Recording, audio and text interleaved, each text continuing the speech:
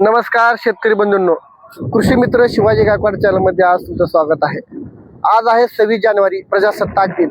तर सर्व शेतकरी बंधूंना, सर्व देशवासियांना माझा 77वा प्रजासत्ताक दिनाच्या हार्दिक शुभेच्छा। आपण जे किसान जे जवान नारा देतो, त्यामुळे सर्व शेतकरी बंधूंना सर्व आणि आपल्या जवानांना माझा मानाचा मुजरा। चला तर आपण आज एक महत्त्वाच्या विषयाकडे वळणार आहोत। तो महत्त्वाचा विषय म्हणजे हरभरा। आपल्या महाराष्ट्रात देशामध्ये हरभऱ्याची पेरणी भरपूर झालेली आहे।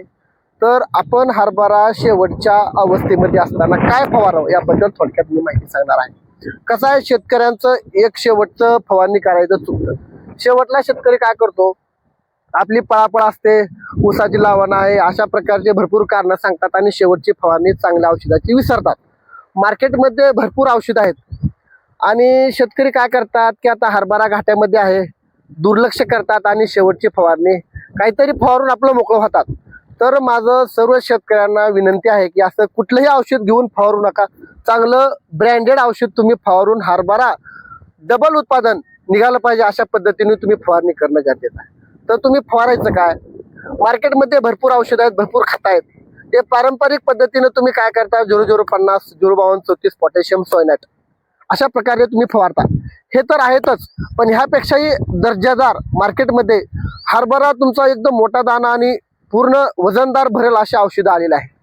तुम्हाला एक खास उपाय सांगणार आहे, शेतकरी शेवटपर्यंत ऐकावं ही माझी विनंती आहे। कसं आहे माहिती आहे का, 052 34 0050 आणि पोटॅशियम सोयनाट ह्याला तुम्ही सोडून द्या। ह्याच्यापेक्षाही नंबर 1 मार्केटमध्ये औषध आले, त्याचं नाव आहे, त्यामध्ये समुद्र शेवाळापासून बनलेलं आहे ऑर्गॅनिक पोटॅश। हे साधं सुद्धा पोटॅश नाही, समुद्र शेवाळापासून बनलेलं पोटॅश आहे। यामध्ये आपण काय म्हणतो, तुम्हाला गरज कशाची आहे, सध्या पोटॅशची गरज आहे। सर्वात हार्ड, सर्वात क्वालिटी असं पोटॅश या समुद्र शेवाळापासून बनवलेलं ऑर्गॅनिक पोटॅश अशा पद्धतीनं हे औषध आहे। आणि भरपूर कंपन्याचं आहे, पण तुम्हाला 2 कंपन्यांचं सांगतो। आपलं ह्याचं ॲग्रीपर्क नावानं लिओफाइट्स नाही, रोडोफाइट्स हे असं ऑर्गॅनिक पोटॅश आहे। ते समुद्र शेवाळापासून बनल्यामुळं असा 1000 पटीने रिझल्ट इतर खतापेक्षा ह्या आपल्या रोडोफाइट्सचा रिझल्ट आहे। रोडोफाइट्स म्हणजे कसं, तुम्ही आता एका कंपनी नाव सांगतो, आपली ॲग्रीपर्क नावाचं कंपनी आहे, त्याच्यामध्ये रोडोफाइट्स नावानं येतं, त्यामुळे तुम्ही ते फवारलं तरी चालतंय। आणि आपलं दुसरे FMC कंपनीचं लिजेंड नावाचं ऑर्गॅनिक पोटॅश, एक 48 ग्रामची पुडी असते। 48 ग्रामची पुडी 1 एकरला तुम्ही वापरायची आणि मला रिझल्ट सांगा। तुम्ही इतर पारंपरिक जे खत आहेत 052 34 0050 आणि पोटॅशियम सोयनाट हा खत विसरून जाल अशा नंबर 1 क्वालिटीचं रोडोफाइट्स हे औषध तुम्ही फवारणी करा। त्यामध्ये तुम्ही फवारल्यानंतर तुम्हाला 100% रिझल्ट जाणार। आणि कधी फवारायचं हे तुम्हाला सांगतो, ज्यावेळेस तुमच्या हरभऱ्याला 80% घाटे लागतात। आणि बघा आता हे घाटेचं प्रमाण बघा कसं झालंय, तर दाखव, जवळपास 60 ते 70% घाटे लागलेले आहेत। ह्या अवस्थेमध्ये तुम्ही हे रोडोफाइट्स जे आहे तुम्ही फवारू शकता। आणि काही ठिकाणी वरच्या साईडला एक 10% फुल आहे, त्यामुळे तुम्ही ह्या अवस्थेमध्ये तुम्ही रोडोफाइट्स फवारू शकता।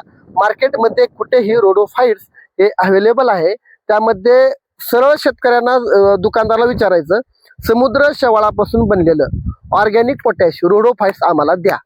एकरी 48 ग्रामचा डोस आहे, त्यामुळे तुम्ही हे फवार घ्या। आणि त्यासोबत तुम्हाला जर कीटकनाशक हवा असेल तर क्रिस्टन कंपनीचं प्रोक्लेम किंवा एक्स्ट्रा प्रोक्लेम तुम्ही ह्यासोबत फवारणी करू शकता तुमच्या। आणि सर्वात महत्त्वाचं म्हणजे तुम्ही रोडोफाइट्स सोबत तुम्ही टिल्ट हे क्रिस्टलचं बुरशीनाशक घेणं गरजेचं आहे। दुसरं म्हणजे प्रोक्लेम किंवा एक्स्ट्रा प्रोक्लेम हे आळीसाठी खात्रीशीर औषध आहे, त्यामुळे तुम्ही त्यासोबत ते तुम्ही घेऊ शकता। सर्वात महत्त्वाचं ते औषध विसरू नका, कारण त्या औषधाचा रिझल्ट मी अनुभवलेला आहे। तुम्हाला आता जर तुम्ही अपेक्षा केली असेल 4 क्विंटल निघायची, तर तुम्हाला जवळपास 6 ते 7 क्विंटल हमखास निघणार आहे रोडोफाइट्समुळं। तर त्यामुळे शेतकऱ्यांनी हे फवारत असताना ते 100% फवारा, तुम्हाला रिझल्ट 100% अनुभवता येईल। आणि आपले असेच व्हिडिओ पाहण्यासाठी आपल्या चॅनलला सबस्क्राईब करा। आपलाच कृषी मित्र शिवाजी गायकवाड. आपल्याला हा व्हिडिओ कसा वाटला आणि तुम्हाला सांगितलेलं औषध तुम्ही वापरा आणि ह्या औषधाबद्दल पण कसा रिझल्ट येतो त्याबद्दल पण तुम्ही कमेंट करून सांगा. धन्यवाद.